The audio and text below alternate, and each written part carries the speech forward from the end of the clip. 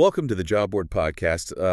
Okay, I'm totally borrowing that greeting from our source material today, but seriously, this is an exclusive, custom-tailored deep dive designed specifically for you. Exactly. And, we really wanted to dig into this today because, well, the playbook we're looking at is just fascinating. It really is. I mean, imagine this scenario for a second, right? You write an article, you hit publish, the algorithm picks it up, and suddenly you're getting 300,000 views this month. Yeah. Your analytics graph is just going completely parabolic. The dream. Right. You are literally popping champagne in your home office, thinking you have just cracked the code to internet wealth. And then, the end of the month rolls around. You look at your Stripe account, and your revenue from all that massive, glorious traffic is exactly $0. Yeah, it's a devastating moment, and yet I have seen it happen more times than I can count. I mean, founders just absolutely crushed by that reality. Well, I bet. Today, we are unpacking a masterclass playbook from Kavuno. This is like the exact strategy that scaled the Himalayas job board to over 300,000 monthly organic visitors. But more importantly, visitors that actually translated into a sustainable, highly profitable business model. Which is the whole point, right? Exactly. And just to set expectations immediately for you listening, we are looking at pure hard strategy today. We are entirely skipping the superficial debates about which software stack to buy or, whether you should host your blog on this platform versus that platform. Yeah, you don't need us to read you a feature comparison list. You are here because you want to know how the machine actually works. Right. Whether you are currently building a niche job board, maybe scaling a two-sided marketplace, or if you're just intensely curious about the actual physics of how internet traffic converts into cold, hard cash, the data we are about to pull apart is going to fundamentally rewire how you look at content. It really is a paradigm shift. So let's jump straight into the deep end. The playbook starts with a concept they call the traffic trap. And it is essentially the single biggest graveyard for content strategies. It is. And it's called a trap because structurally, it perfectly mimics success. Like it gives you all the dopamine of winning. Oh, totally. You see the line go up and you feel like a genius. Right, because you read standard marketing advice, which tells you to, go find a high volume keyword and write an ultimate guide. So you write this beautifully polished, deeply researched article on something like how to negotiate your starting salary in tech. You optimize it, it ranks, and suddenly, as you said, the thousands of visitors just start pouring in. And as a founder or a creator, you think, I did it. The system works. Yeah. But then the reality sets in. The revenue is just flat. But wait, let me push back on this immediately, actually. Go ahead. Because my instinct, and I think the instinct of literally anyone who grew up around digital marketing, is that traffic is traffic. Like, brand awareness has inherent value. If 12,000 people read my tech salary guide, surely a handful of them will remember my brand name in 5 years when they become a hiring manager, right?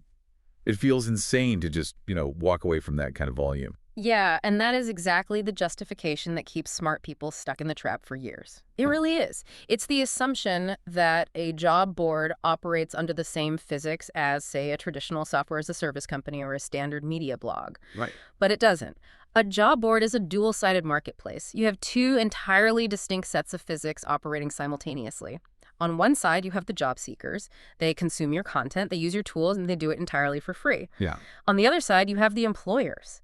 And they are the actual paying customers. They are the ones pulling out a corporate credit card to pay hundreds of dollars for a single job listing. Okay, so the disconnect is that my viral salary negotiation guide has basically packed the room with people who only want the free appetizers. Precisely. You have built an audience of job seekers. They read the salary guide, they get what they need, and they leave. They are never going to post a job on your platform. Wow.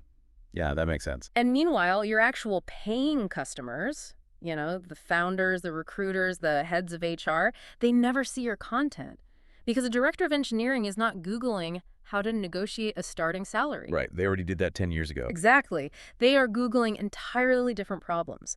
So your brand awareness is being built entirely with a non-paying demographic. Okay. That makes a lot of sense when we isolate it to a niche site.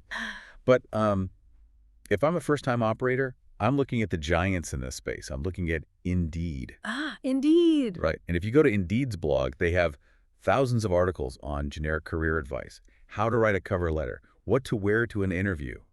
If it's such a trap, why is the biggest player in the room doing exactly that? That phenomenon is exactly what the playbook calls the Indeed copycat problem. It is a fundamental misreading of market position. When a niche operator looks at Indeed and decides to, copy their content strategy, they fail to realize that Indeed is playing an entirely different game with a completely different set of rules. How so? Well, Indeed has over 200 million monthly visitors. Their brand name has essentially become a verb for looking for a job. Right. People don't search for job board. They just search Indeed. I mean, their direct brand search volume alone is probably larger than most entire industries. Exactly. Plus, they have a continuous, massive loop of SEO feedback and a practically bottomless budget for content production. For Indeed, publishing an article on what to wear to an interview isn't about acquiring a new customer today. It is about maintaining absolute, suffocating market dominance. Ah, so it's an infrastructural play. Yes.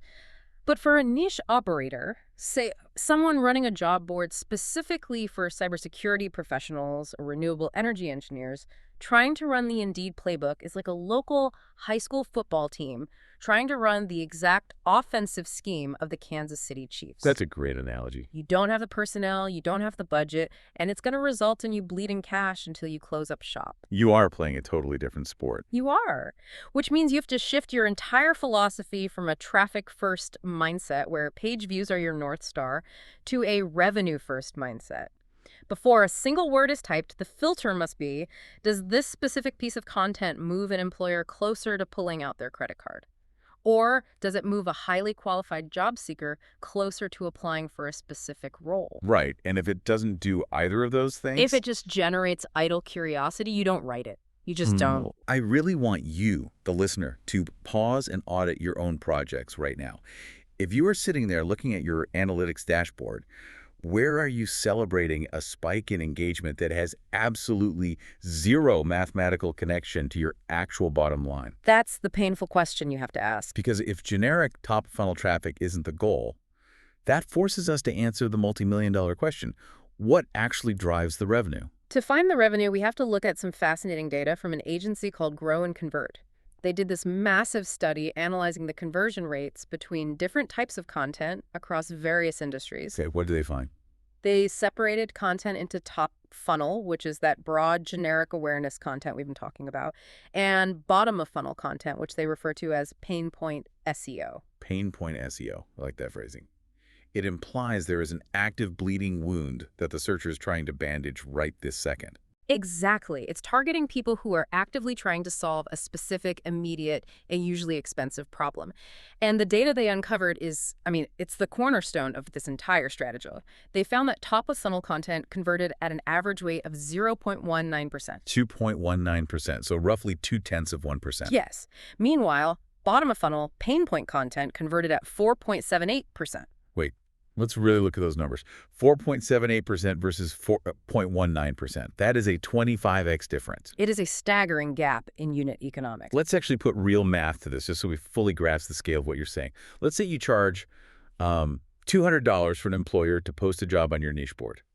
If you get 10,000 visitors to a top-of-funnel post and it converts at 0.19%, that's 19 conversions. At $200 a pop, you make $3,800. Correct. Now let's take the bottom-of-funnel post. You don't need 10,000 visitors. If you just get 1,000 visitors to that post and it converts at 4.78%, that's roughly 47 conversions. You make $9,400. You get 1/10 of the traffic, and you made nearly triple the money. That is the exact mathematical reality. One piece of bottom-of-funnel content is quite literally worth more to your business than 25 pieces of top-of-funnel content. Okay, but if the math is that overwhelmingly objectively clear, why is this still a trap? Like, if I'm looking at my SEO tools right now and I see these numbers, why is my lizard brain still screaming at me to chase the broad stuff? Because of the keyword hierarchy, and specifically how SEO tools present data to you. In the SEO world, we can categorize search intent into tiers. The playbook breaks this down brilliantly. Let's say you are running a data science job board. Okay, tracking with you. You type your ideas into your keyword research tool. The tool shows you the phrase career path for data scientists. That is what we call a Tier 5 informational keyword. It is very broad. And the tool tells you that phrase gets 12,000 searches every single month. 12,000 searches. The graph goes up, the dopamine hits. Right. Now, you look up another phrase, how to hire a data scientist. This is a Tier 3 keyword. It represents a specific jobs to be done for an employer. but the tool tells you it only gets 800 searches a month. Oh, I see where this is going. When a founder sees 12,000 versus 800, their psychological bias for scale kicks in. They feel like they are leaving massive amounts of money on the table if they ignore the 12,000 search volume. It takes immense discipline to look at a 12,000 search volume keyword and say, no, that's a distraction, and instead commit to writing an incredibly detailed article for an audience of just 800 people. It does. It really goes against all our instincts. But you have to understand the psychology of those 800 people. The person typing career path for data scientists is likely, I don't know, a college sophomore who is just trying to decide their major. They don't have a budget. They don't have hiring power. Right, they're years away from being useful to your bottom line. Exactly.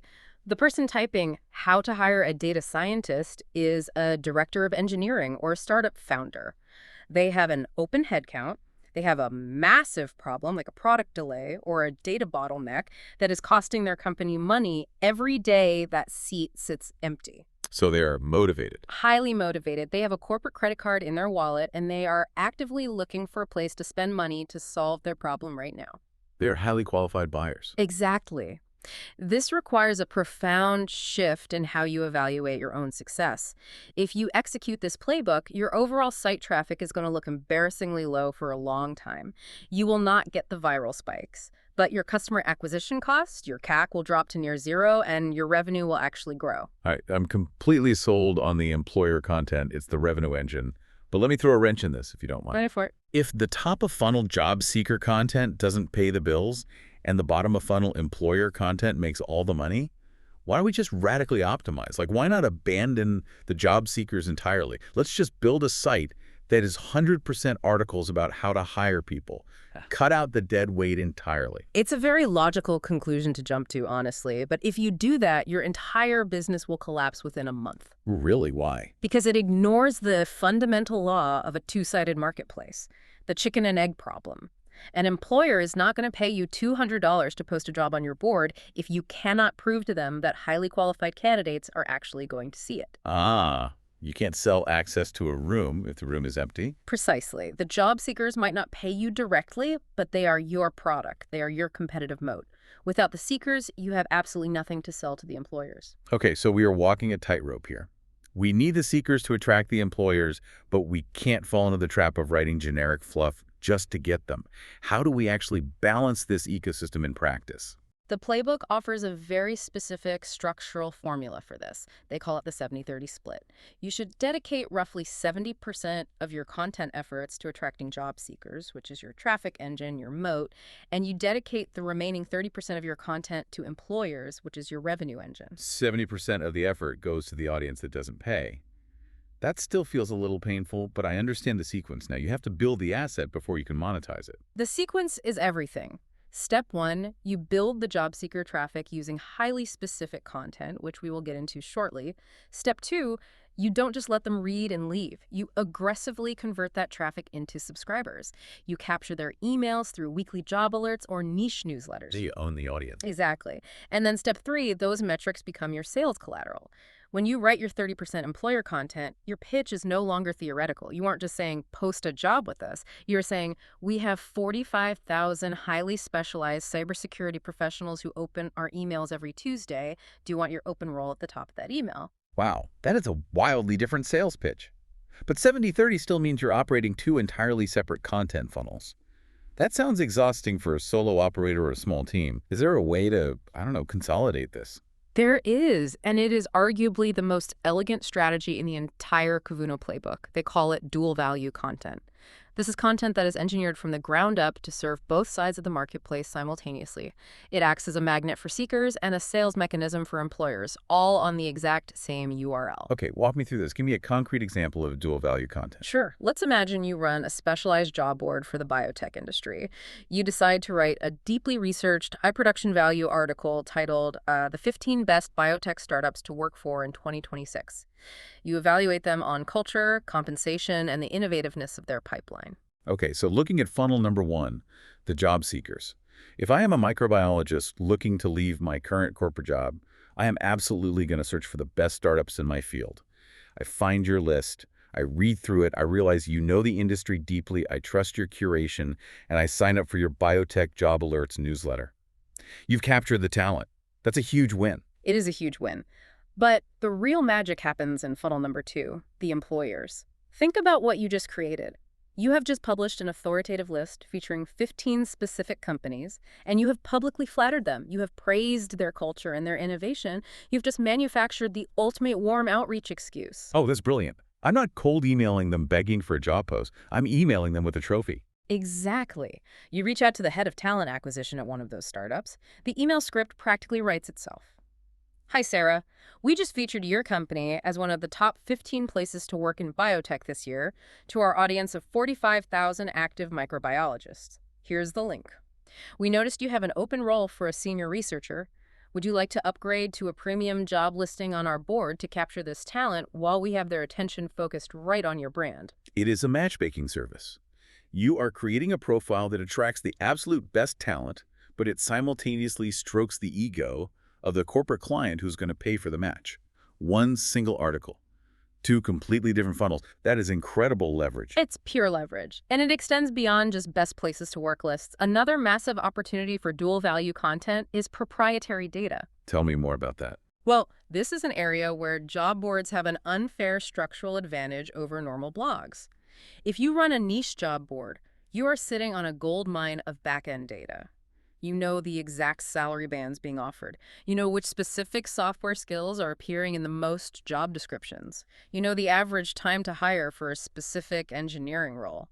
Because all of those transactions and postings are happening on my own servers.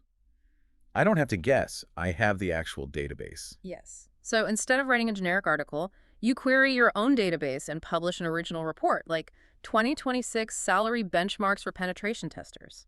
For the job seeker, this is incredibly valuable. It helps them benchmark their worth and negotiate better compensation. They love you for it. But for the employer, it is equally valuable because a hiring manager needs to know the market rate so they can get their budget approved by the CFO. Exactly. And the secondary benefit is the backlink network effects. If you publish original proprietary data, journalists will cite it. Industry newsletters will link to it. Competitors will be forced to reference it. It builds your platform's domain authority automatically, which lifts the ranking of every other page on your site. Okay, so we understand the 70-30 split.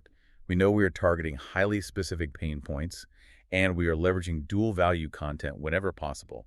But let's get into the actual mechanics of the writing. Yeah, the fun part. Right, because for the last decade, the standard SEO advice has been to write the mega guide. We've all seen them.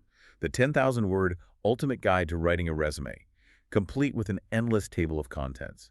They are exhausting to read, and I imagine they are an absolute nightmare to write. The playbook says we need to kill the mega guide. Why?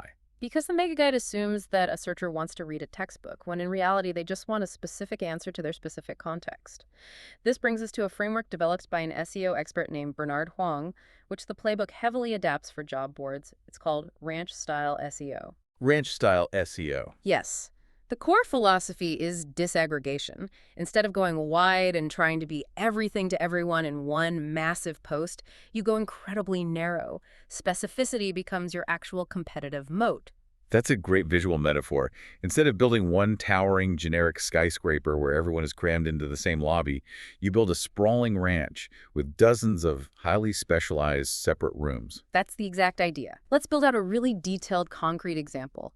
Let's say you operate a job board exclusively for the veterinary medicine industry. Okay. If you follow the old mega guide playbook, you would write one massive post called The Ultimate Guide to Veterinary Resumes.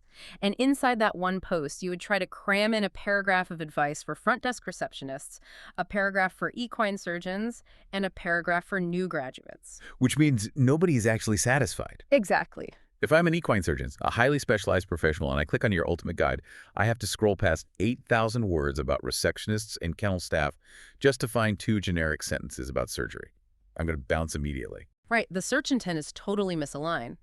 Ranch-style SEO says you disaggregate that topic completely. You don't write the ultimate guide. Instead, you write a dedicated 2,000-word article solely titled Resume Tips for Emergency Room Veterinarians. Then you write a completely separate article on how to structure a shelter veterinarian resume, then another one for large animal vet resumes. But wait, won't all those specific articles just cannibalize each other in the search rankings? Isn't Google going to be confused about which one to rank? No, because you are creating what's called a topic cluster, and the search intent for each is radically different. And this is where you outmaneuver the giants. Remember, Yeah, that's the 200 million visitors. Indeed will absolutely write an ultimate veterinary resume guide, but Indeed will never ever allocate resources to write resume templates for shelter veterinarians. The search volume is too small for them to care. But for you, that hyperspecificity is how you dominate. You own that micro niche. That is so liberating. You aren't fighting a war on an open battlefield against an army of millions. You are picking a very specific valley and building a fortress there. And search engines love this because users love it. Think about the employer side of the ranch-style approach. If an employer is searching for a Chief Information Security Officer interview guide, their needs are fundamentally different than an employer searching for a cybersecurity analyst interview guide. Right, vastly different roles. The executive search is focused entirely on board-level communication, risk liability, and high-level strategy. The analyst search is about technical certifications and specific software proficiencies. If you try to combine them, you fail both. When your distinct ranch-style article perfectly matches the highly specific intent of the searcher, their time on page skyrockets. Google's algorithm reads that behavioral data and concludes, this site is the definitive authority on this specific micro-topic. The playbook also mentions using different content frameworks to structure these ranch-style pieces. It's not just how-to guides. They talk about experience-based content, contrarian views, and predictive analysis. Yes, and this is crucial for establishing authority. You aren't just summarizing what everyone else is saying. You are generating unique information game. For example, an experience-based framework means writing a post titled, What I Learned Reviewing 500 Emergency Vet Resumes Last Year.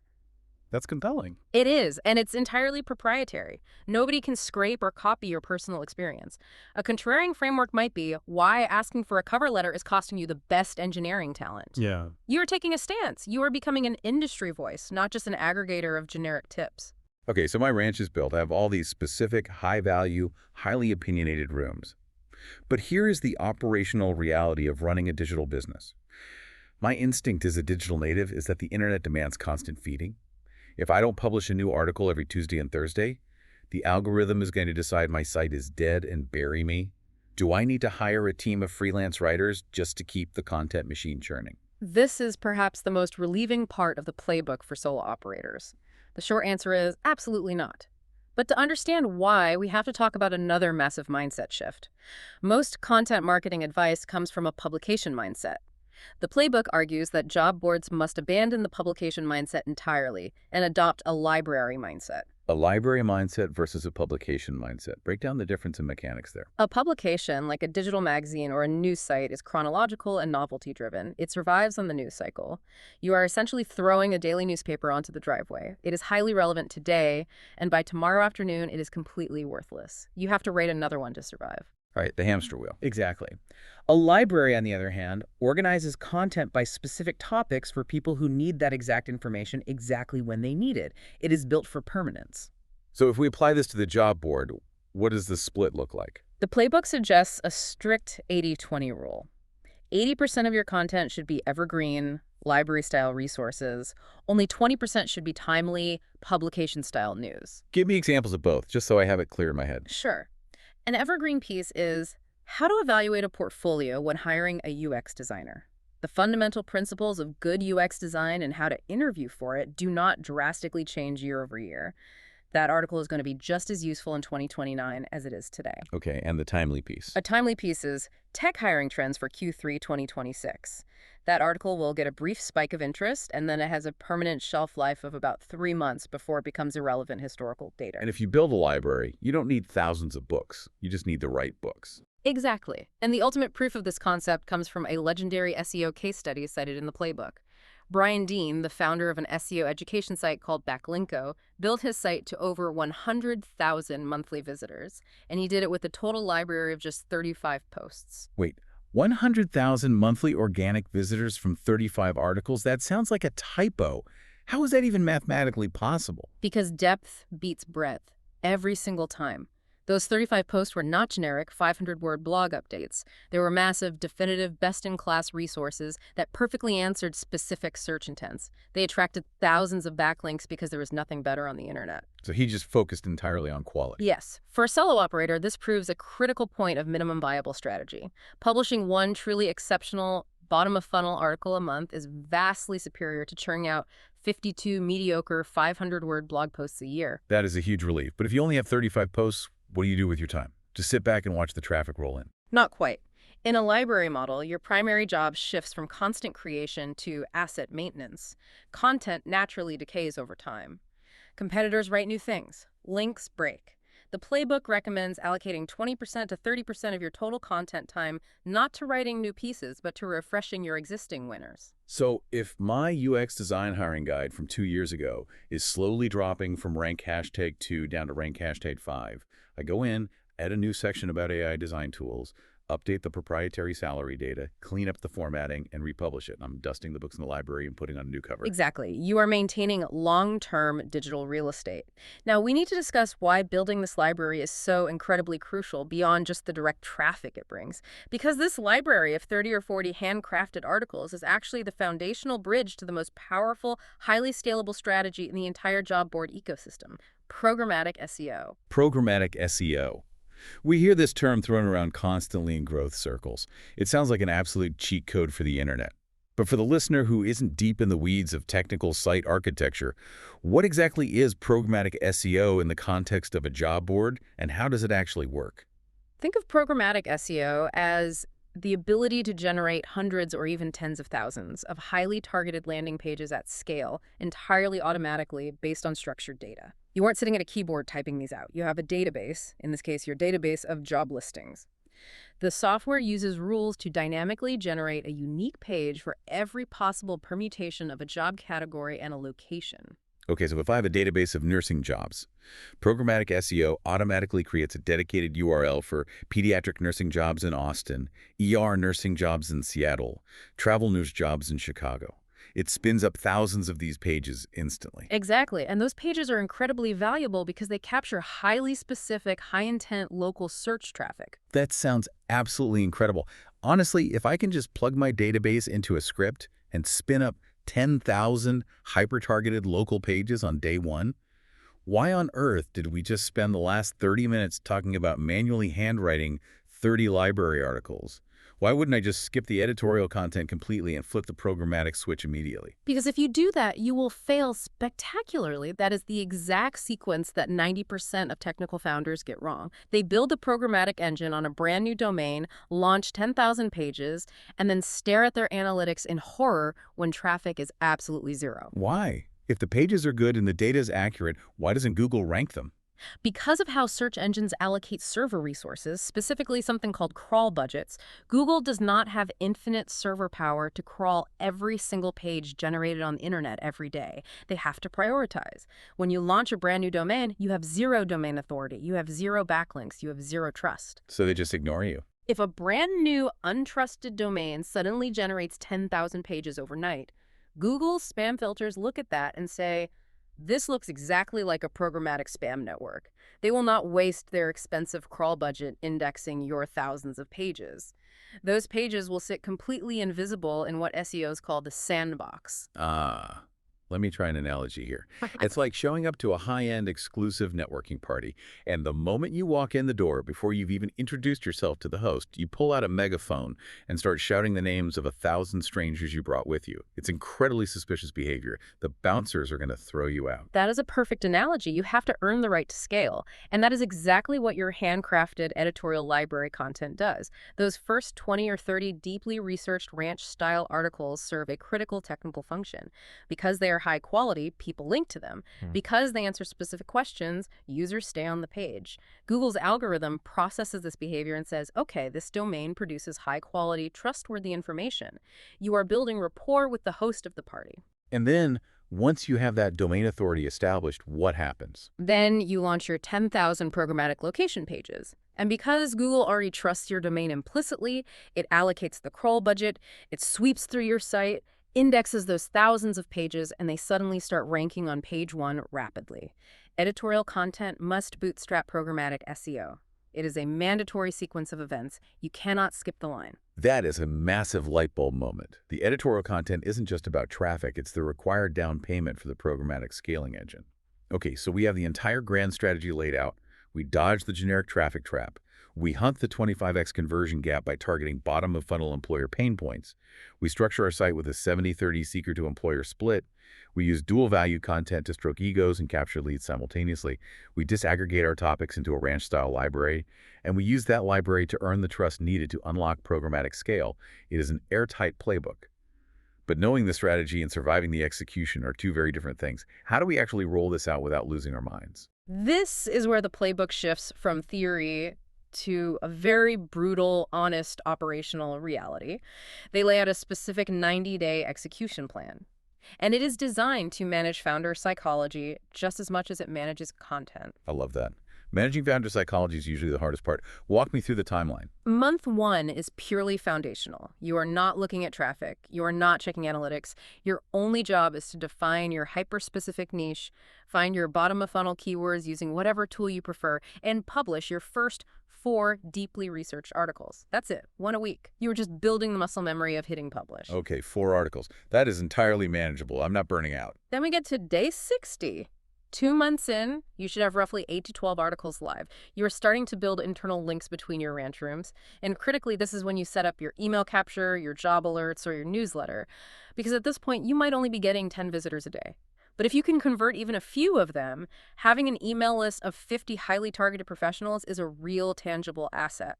Day 60 feels like the dip. You've been working for 2 months, and the numbers are probably still tiny. The dip is real, but it gets harder. Because then we hit day 90. 3 months of consistent effort. You have 12 to 16 excellent library articles live. You have spent hours researching proprietary data. And this is the exact moment where statistically, almost every single operator throws their hands up and quits. Why day 90? Why is that the breaking point? Because of the massive disconnect between effort and visible reward, the founder has put in 3 months of grueling work. They look at their Google Analytics, and they haven't seen that life-changing spike in traffic. The revenue hasn't exploded. It feels like an objective failure. But what they don't understand is the mathematics of compounding. They are looking at the wrong metrics. Entirely. If you are at day 90, you should not be looking at raw page views. You should be looking at Google Search Console. Are your keyword impressions growing? Are your pages being indexed faster? Is your average position moving from page 6 to page 3? Those are the leading indicators. The playbook relies heavily on Jim Collins' famous metaphor of the flywheel to explain this phase. The massive, heavy stone wheel on an axle. Exactly. When you publish your first 10 articles, you are pushing that massive stone wheel with all your might, and it barely inches forward. The effort-to-reward ratio is terrible. You publish 20 articles and it moves a little faster, but by the time you hit article 40 or 50, that heavy flywheel has built immense momentum. It is spinning almost on its own. The domain authority is established. Yes. Because of that established authority, a new article you publish today might rank on page 1 in 48 hours, whereas 3 months ago, it would have taken 6 weeks just to get indexed. Older articles climb higher automatically as they age and accumulate backlinks. The data shows that only about 1/3 of an evergreen article's total lifetime traffic comes in its first few months. The vast majority of its value compounds in the years that follow. I genuinely love the math of compounding assets. Think about it from the perspective of a single library article. You write it, you publish it. On day 1, it gets maybe 15 views, you feel crushed. But because it is a hyper-specific ranch-style piece targeting a specific pain point, it steadily generates 10 highly qualified views a day. That's 300 views a month. That's 3,600 views a year for the next 5 years. From one single effort, you are literally printing digital real estate. It is incredibly powerful. But this raises the ultimate question for anyone listening today. Do you actually have the patience for this? Because I have to deliver a very blunt warning. Content marketing for a niche marketplace is a 6-month play, minimum. You will likely see 0 meaningful ROI in the first 12 months. If you are desperate for cash next month, or if you cannot commit to a 6-month timeline of quiet, unrewarded effort, you should not start this playbook. You are building a durable, sustainable business. You are not trying to hack the TikTok algorithm for a weekend spike. It is the ultimate test of delayed gratification. All right, let's bring it all home and quickly recap the journey we've just mapped out for you. We started by realizing that massive traffic does not equal massive revenue. We had to violently reject the generic traffic trap. We learned to hunt the 25x conversion gap by focusing intensely on bottom-of-funnel pain points, the specific problems employers are actually willing to pay to solve. We balance our ecosystem 70-30, prioritizing job seeker traffic as our moat, and we use dual-value content to capture talent and flatter employers into paying us at the exact same time. We throw out the exhaustive mega guides and build out our hyper-specific ranch-style library. We use the trust generated by that library to appease the search engines and unlock the massive scale of programmatic SEO. And finally, we commit to pushing the heavy flywheels straight through the day 90 wall until the compounding math takes over. It is a phenomenal, battle-tested playbook. But before we wrap up today, I want to leave the listener with one final provocative thought to mull over.